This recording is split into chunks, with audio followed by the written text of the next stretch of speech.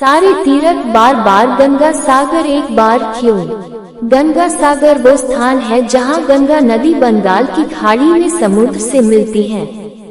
कहा जाता है कि सभी तीर्थों की यात्रा का फल तब तक नहीं मिलता जब तक आप गंगा सागर नहीं जाते। मकर संक्रांति के दिन गंगा सागर में स्नान दान का सर्वाधिक महत्व बताया गया है। सारे तीर्थ बार बार गंगा सागर एक बार कहावत के पीछे दो कारण बताए जाते हैं। पहला कारण, गंगा सागर को महातीर्थ कहा गया है क्योंकि माना गया है कि सारे तीर्थों का फल गंगा सागर आने से मिल जाता है। ये वो स्थान है जहाँ पर गंगा नदी के स्पर्श से राजा सगर के 60,000 पुत्रों को मुक्ति मिली थी। इसीलिए कई श्रद्धालु लोग यहाँ आकर अपने पितरों का श्राद्ध, तर्पण व पिंडदान करते हैं और पूर्वजों की मुक्ति की कामना करते हैं। इस कारण से लोग एक बार तो गंगा सागर की यात्रा जरूर करना चाहते हैं। अतः कहा गया सारे तीर्थ बार बार गंगा सागर एक बार।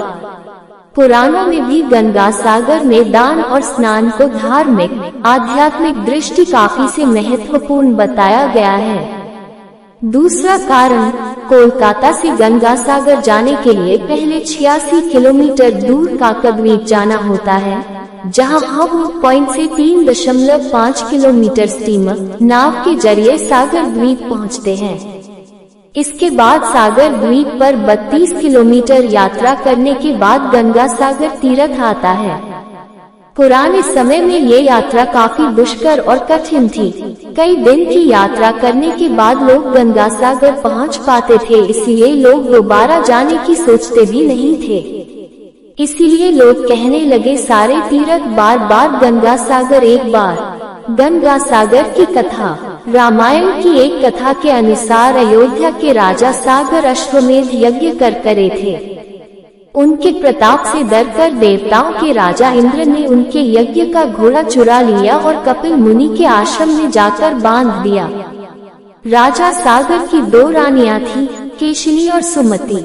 केशिनी का एक पुत्र था जिसका नाम असमंजस था और सुमति के साथ 000 पुत्र पैदा हुए थे। असमंजस बहुत उद्दंड था और प्रजा के लोगों को बहुत कष्ट देता था, इसलिए राजा सगर ने उसे अयोध्या राज्य से निकाल दिया। अश्वमेध यज्ञ का घोड़ा चोरी हो जाने से राजा सगर बहुत चिंतित हुए क्योंकि यज्ञ पूरा होने के लिए घोड़ा मिलना जरूरी था। राजा सगर ने अपने 60,000 पुत्रों को घोड़ा खोजने के लिए भेजा। घोड़ा खोजते हुए राजा सगर के वे सभी पुत्र कपिल मुनि के आश्रम पहुंच गए और घोड़े को वहां बंधा देखकर उन्होंने कपिल मुनि को चोर समझा।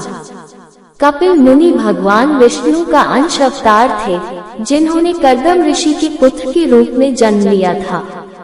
राजा सगर के पुत्र कपिल मुनि के बारे में नहीं जानते थे और उन्होंने मुनि का काफी अपमान कर दिया। इस अपमान से क्रोधित होकर कपिल मुनि ने राजा सगर के पुत्रों को श्राप दिया, अभी भस्म हो जाओ। मुनि के श्राप देते ही तुरंत राजा सगर के 60,000 पुत्र वही भस्म हो गए।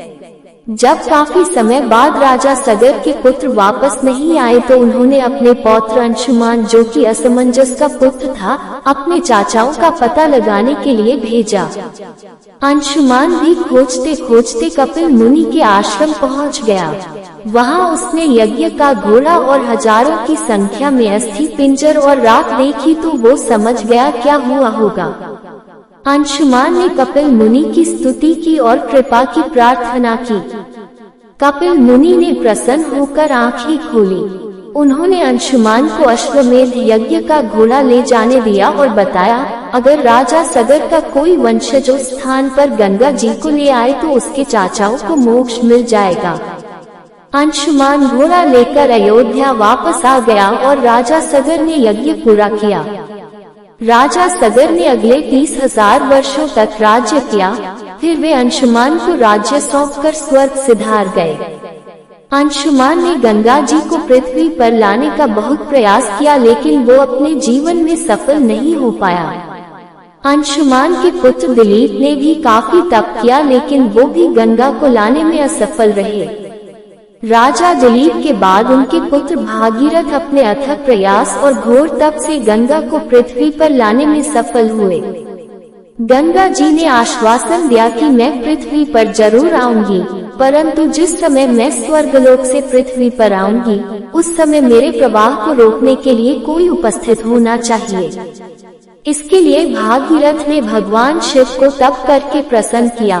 भगवान शिव ने स्वर्ग से आती हुई गंगा को अपने जटाओं में धारण कर लिया और वहां से गंगा 7 धाराओं में भूमि पर उतरी। पहली 3 धाराएं हलादिनी, पावनी, नलिनी पूर्व की दिशा में बह चली और 3 धाराएं सुचिक्षु, सीता और सिंधु पश्चिम की ओर प्रवाह की। 7वां प्रवाह भागीरथ के बताए रास्ते पर बढ़ चला और आगे आगे भागीरथ रथ से बढ़ चले। भागीरथ उस स्थान पर पहुँचे जहाँ उनके प्रपितामह भस्म हो गए थे। माँ गंगा उनके अवशेषों के ऊपर से बहते हुए राजा सागर के 60,000 पुत्रों का उद्धार करते हुए जाकर सागर में मिल गयी। राजा भागीरथ ने गंगा जी को पृथ्वी पर लाया, इसलिए गंगा का एक नाम भागीरथी भी है।